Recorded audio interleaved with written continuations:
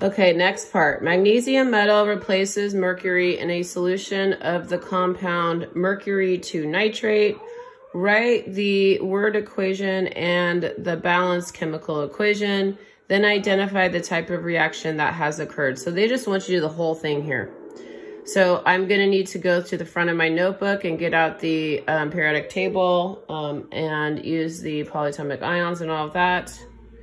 Magnesium metal replaces, so we're just going to start writing here.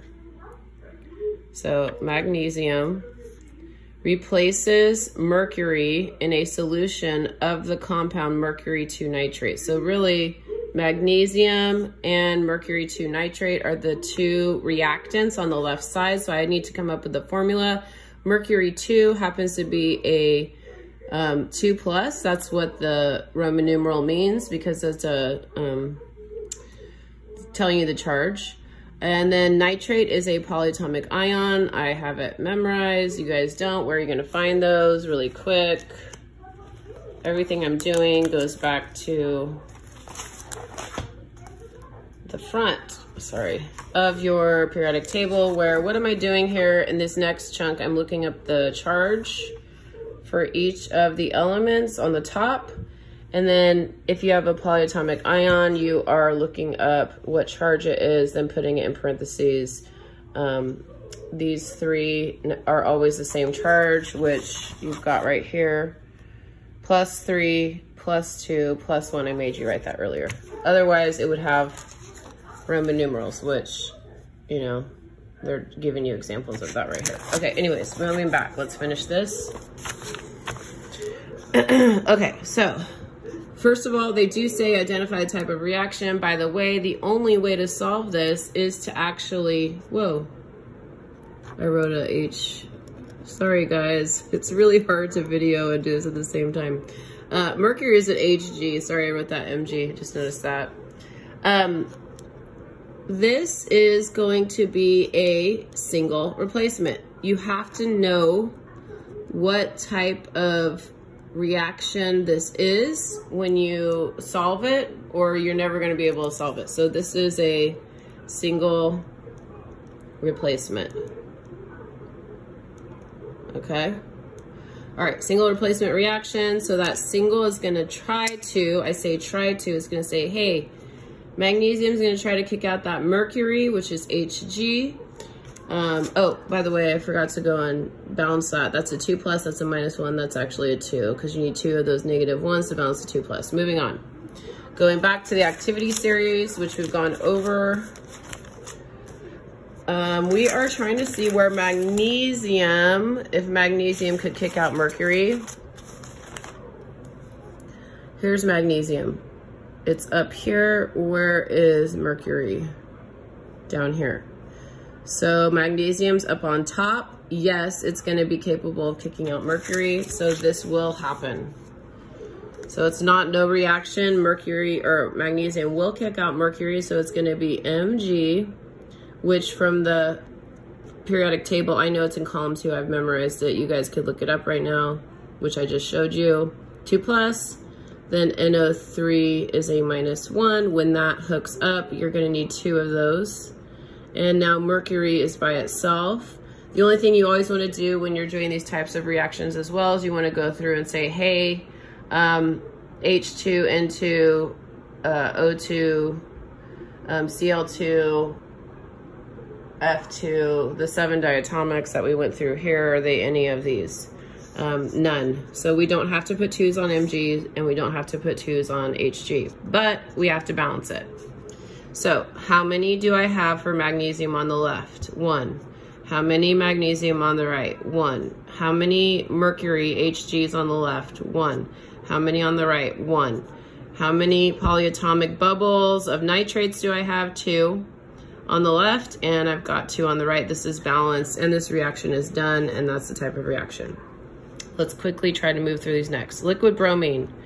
Br, by the way, bromine is right here. It's one of the 2. I have to put a 2.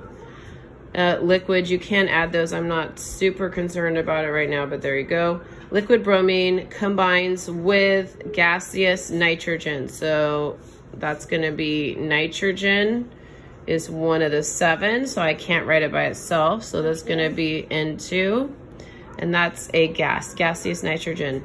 To produce, when you have to produce, that means that is your right arrow. This is now forming a product. To produce, form your product. Gaseous nitrogen tribromide, I gave you the formula for that. I'm pretty sure you don't remember the beginning of the year where we did molecular and ionic nomenclature or naming compounds, but we did the whole prefix systems, mono, di, tri, tetra, penta, hexa, hepta, octa, nona, deca. 3 is a tri. We don't use mono on the first thing, and so that's where that formula came from, and I thought you probably aren't gonna remember it. So there you go, and it says, write the word equation in the balanced chemical reaction, identify what type of reaction is. What type of reaction is that? That is 2 elements combining to form a compound couple. That is a direct combination. Love you, Mama. Love you too. Or a synthesis reaction. Okay, so only thing I'm gonna do here is just balance. Is this balance? So I've got 2 bromine on the left, but I have 3. No, that does not equal. 2 and 3, the most common number they're gonna have is 6. So you're gonna put a 3 in front. So that's 3 times 2 is 6. That means I'm gonna have to put a 2 in front. Remember that these little coefficients, or they may call it the mole ratio coefficients, whatever they're calling it, those numbers distribute. So that's 2 nitrogen, and 2 times 3 is 6 bromines. Okay, Joel, sorry. I gotta finish this.